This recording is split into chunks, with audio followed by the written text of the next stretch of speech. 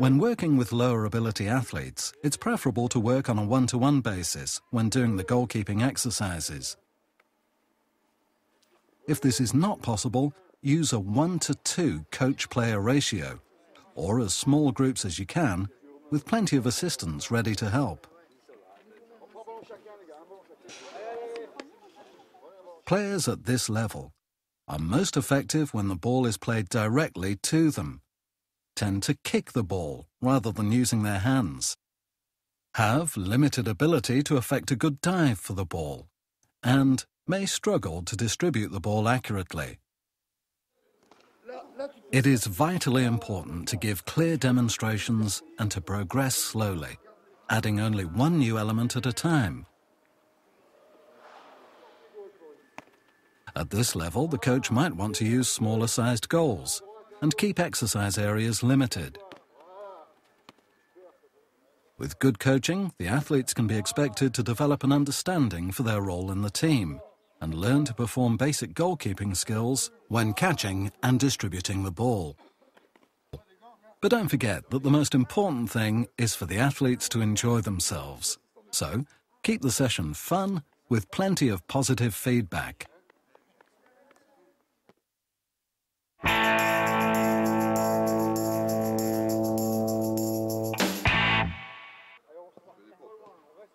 It's important for goalkeepers to do an aerobic warm-up in order to avoid injuries. And at this level, the coach must ensure that all the players have warmed up sufficiently.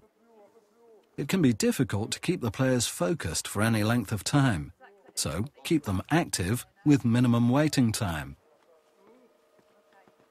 Here, the players are instructed to stand in a circle, so they can all clearly see what the coach is doing. There should be lots of repetition of each exercise before progressing.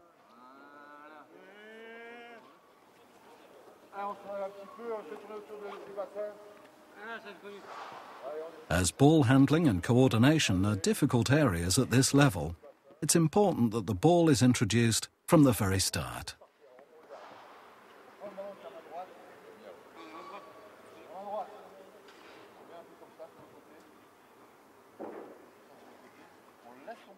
Here, the players are learning how to safely make contact with the ground when going down for a save.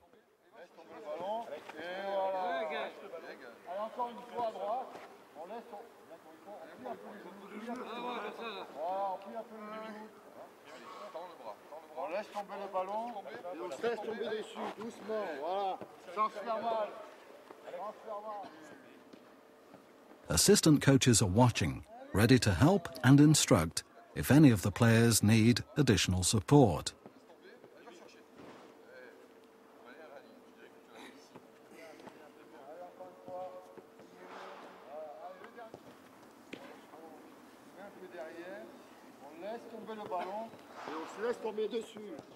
Players at this level often have problems with balance when stretching in a static position.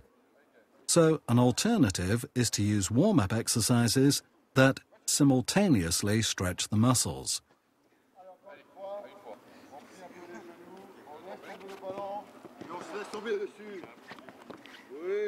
The main points to remember when doing the warm-up are to introduce the ball right from the start, to keep the players active with aerobic exercises, to practice going down safely on the ground, and to include stretching in the warm-up.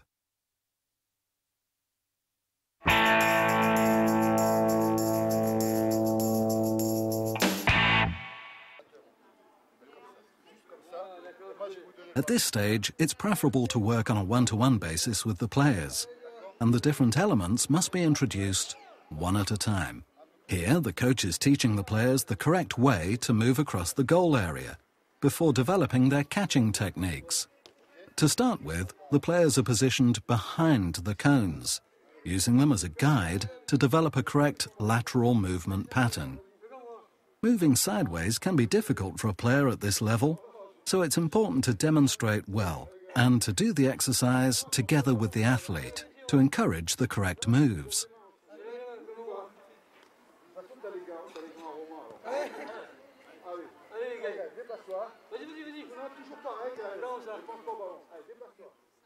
The coach is then feeding balls, which the athlete catches and throws back, before returning to the central starting position.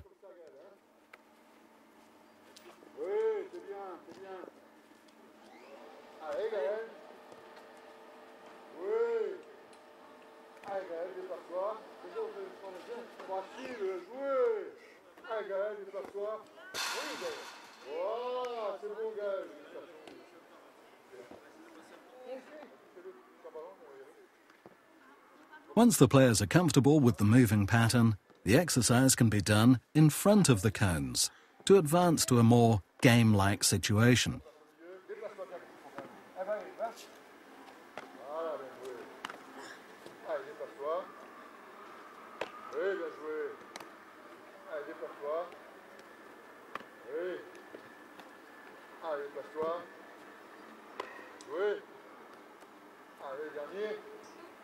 Don't forget to encourage a good effort.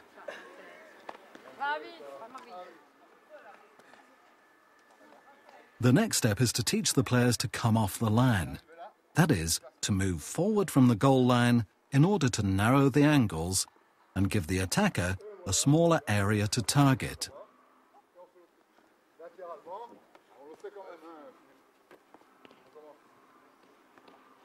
Encourage the players to always face forward and to keep their eyes on the ball. You might also remind the players to always return to the starting position before repeating the exercise.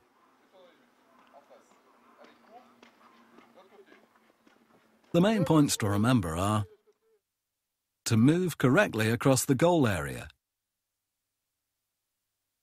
to come off the line to narrow the angles,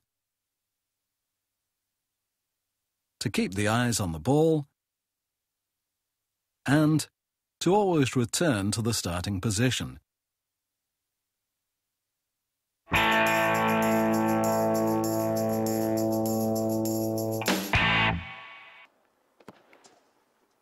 For players at this level, the coach needs to start with throwing easy balls from a short distance. Scooping up the ball is the easiest way to catch it, because the athletes catch the ball against their body, not only using their hands. Here, the coach demonstrates how to bring the head down and come forward to meet the ball.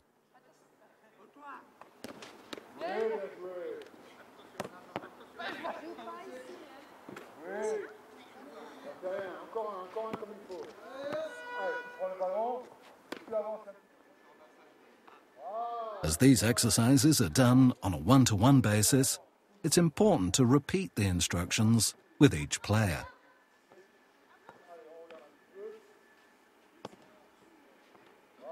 Once the player is confident with the exercise, it can be advanced by increasing the force and distance of the throw, or by introducing a bounce of the ball.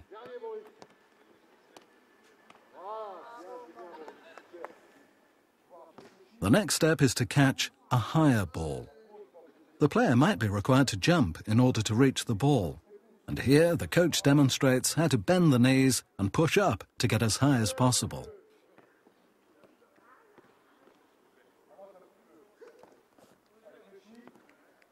Always try and make sure that both hands are behind the ball before bringing it down into the body.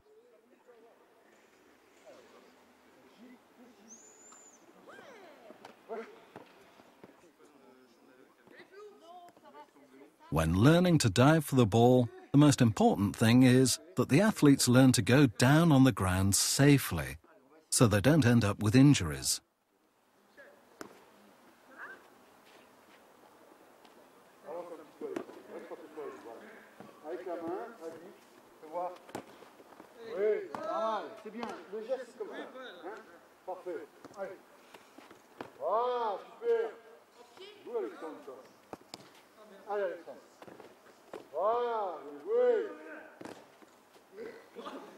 Le dernier comme ça, Alexandre. Oui, bien joué. Allez, maintenant je mets les pieds, hein. Ça va être un peu plus fort. D'accord, Alexandre? Ne recule pas pour le moment. Most goalkeepers find it harder to dive to one side than the other, so both directions must be practiced. Here, the coach is highlighting how important it is that the goalkeeper never turns his back on the pitch and the attacking players.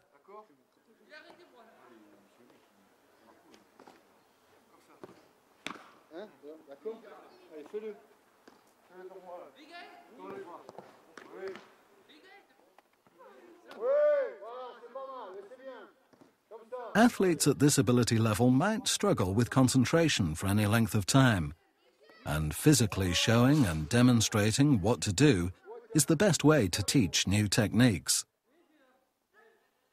The coach practically demonstrates both how to do it and how not to do it, so that the athlete can understand the difference. The most important points when dealing with shots are to use physical demonstrations, to keep the body behind the ball, to use safe techniques when diving, and to face the ball with the whole body.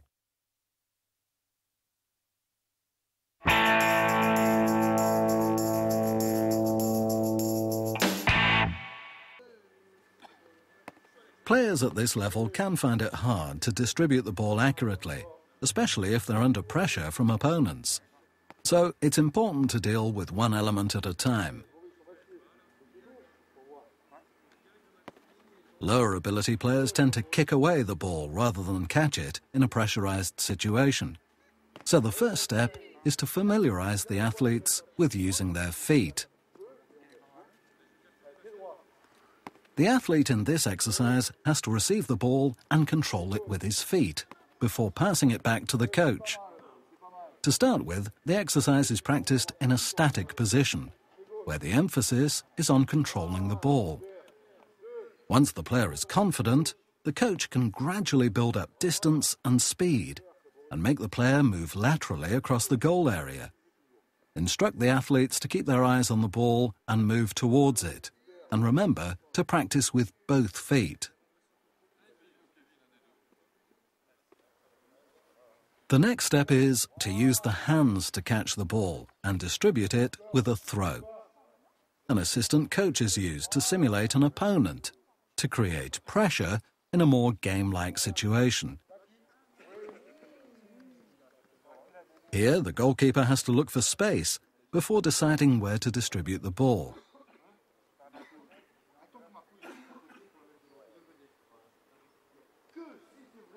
The coach may need to demonstrate the correct throwing technique and remind the athlete to physically move in the chosen direction to avoid throwing the ball across his own goal area.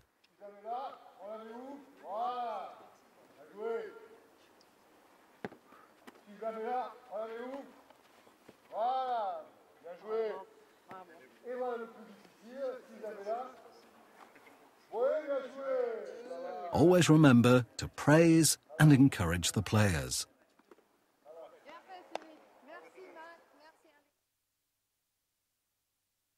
This tact foot animation shows the setup of this simple but effective exercise. The assistant coach must adjust the pressure to suit the ability of the goalkeeper, not making the routine either too easy or too difficult.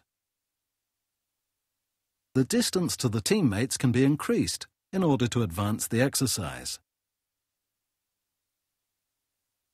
When practicing distribution, the main points are to practice using both feet, to gradually build up distance and speed in the exercises, to make a decision where to kick or throw the ball, and to introduce pressure from an opponent.